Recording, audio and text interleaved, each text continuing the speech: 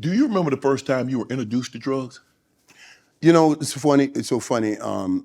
When I went through the thing here at the hotel, Jerry set up a meeting with the district attorney. His name was Mike Gillette. Mm-hmm. It's a private meeting. We met to talk about the case. Right. I said to him, I said, Jerry said, man, listen, this is let's just get this case out the way so we can get back on the field. I need you to set up. I need you to go talk with him and just be honest with him, be straight with him, and let's see if we can get this thing. Because right now it just seems like he's after you. He's after you. I said, okay. Now you guys got to understand.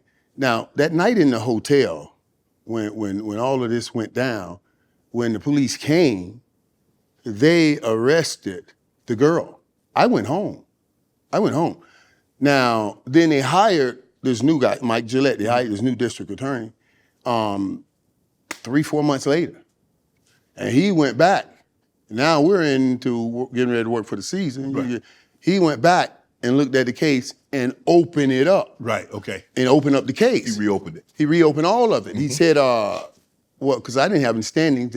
You got to have standings. That means the room was not in my name. Right. The room was in her name. They found the things with her. So they said, okay, we can just take her or let you go if she says it's hers. And she says they're mine. Mm-hmm. She's a good girl. She was a good girl.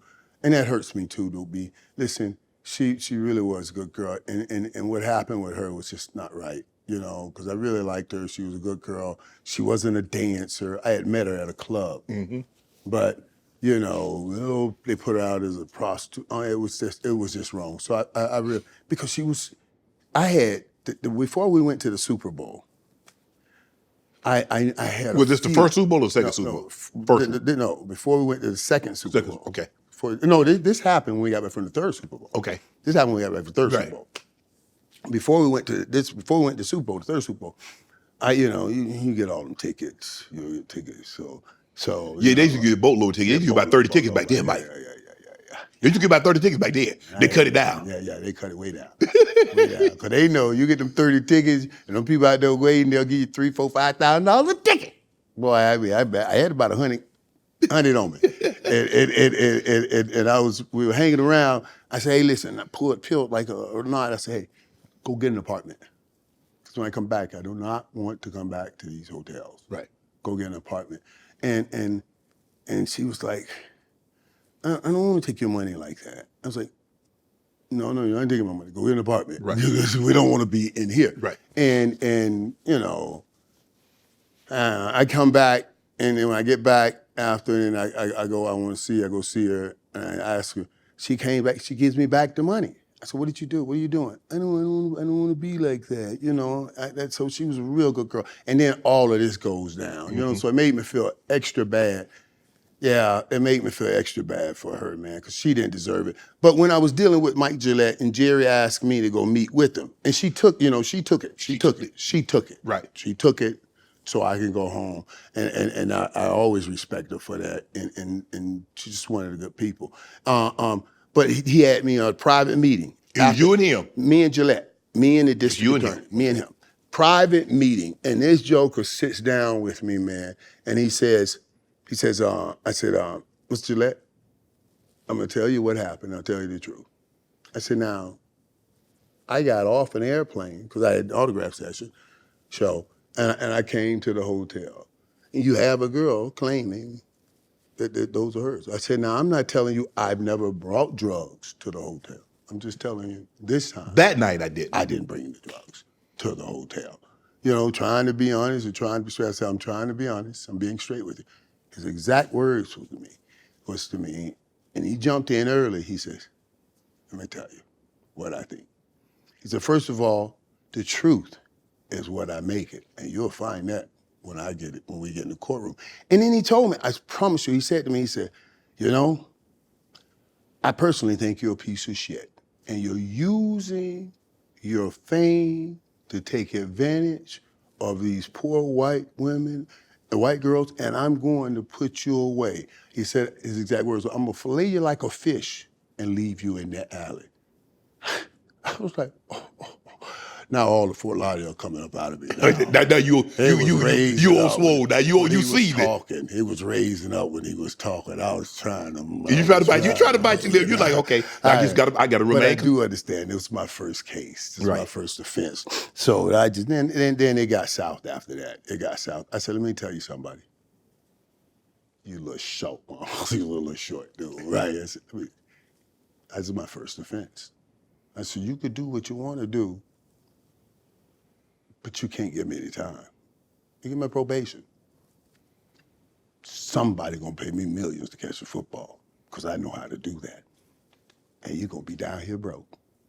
He said, well, I'm gonna show you tomorrow when I have them cameras and everything here.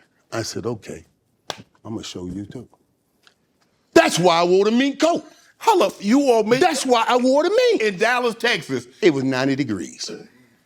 You got on a fully mink. mink with Versace glasses, and that's all they talked about. You see, that's all they talked about. He thought he was gonna get words in. He was trying to say I introduced him. When he said you are taking advantage of you, I wanted to say, what do you mean? They gave me drugs. I didn't even know. They did it to me. I was innocent. Right. I was the one innocent. They started this. What are you saying? So yeah, man. That was it. And I remember the two girls. The two girls that here. I don't call their names. Yeah. And I remember them. But so. Did you do drugs in high school? Did you do drugs in college? No. And I never did any drugs during the season. That's what I was telling. Earlier when we were talking about it, I had it. Because we played until February. Right. I'm in the Super Bowl. Super Bowl ends in February. I would say, Jimmy said, let's get away. I had about a month in there. Yeah. This happened March 4th. March 4th. My birthday, March 5th. I always have that one last hurrah, rah, rah. And then I'm training. Did you train? And then I'm training, right. and I'm going, and I don't, and it goes, and I'm thinking, I used to look at people like, man, I can't understand why y'all have problems stopping. Why can't you just stop? Right. Because I could just stop and go play ball and not worry about it. But after I retired, I realized, okay, I ain't as strong as I thought. It wasn't that I was strong. I was just switching addictions. Right. You know what I mean? You had football. Right. You had something to replace. Get my mind right. Mm-hmm. And if I had a real good month, I'm gonna work out real hard, because that's the yin and the yang. Right. That's just how I train my own head.